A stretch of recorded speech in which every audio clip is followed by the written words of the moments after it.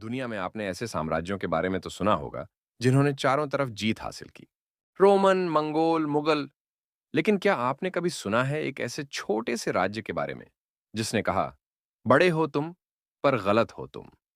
यानी ये कहानी है लाचित बोरफुकन की, उस असमी नायक की जिसने मुगलों को ब्रह्मपुत्र नदी पर रुला दिया। सन 1600 के दशक की बात है। मुगल साम्राज्य अपने चरम पर था।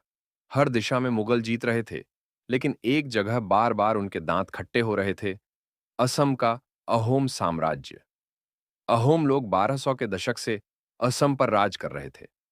उन्हें बाढ़, जंगल और दुश्मनों तीनों से निपटना अच्छे से आता था। मुगलों ने असम पर कब्जा करने की कोशिश कई बार की। हर बार नतीजा एक जैसा। अहोम ने जंगलों और नदियों का इतना चतुराई से इस्तेमाल किया कि बड़ी से बड़ी मुगल फौज भी फिसल जाती।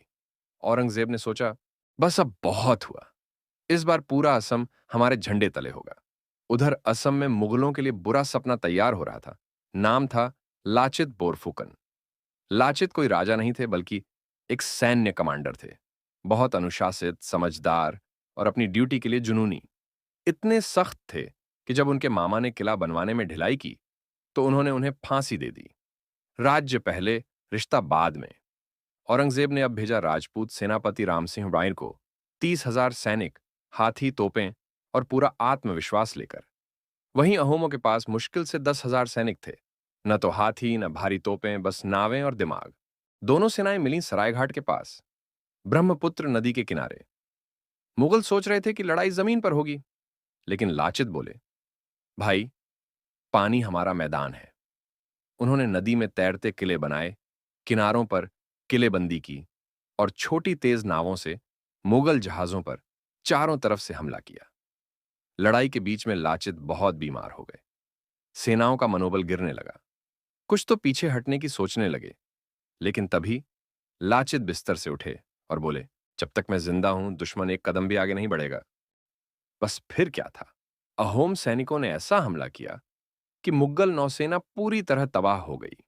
1671 की सरायघाट की लड़ाई भारत के इतिहास की सबसे शानदार रक्षात्मक जीतों में से एक थी।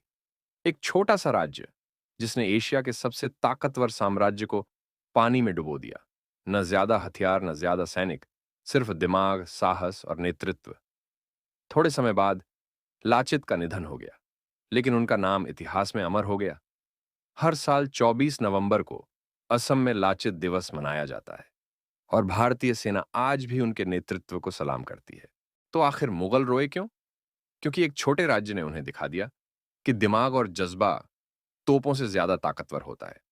सीख क्या मिली? कभी भी उस आदमी को कम मत आंको जिसकी नाव छोटी है, क्योंकि वही जानता है पानी का असली बहाव।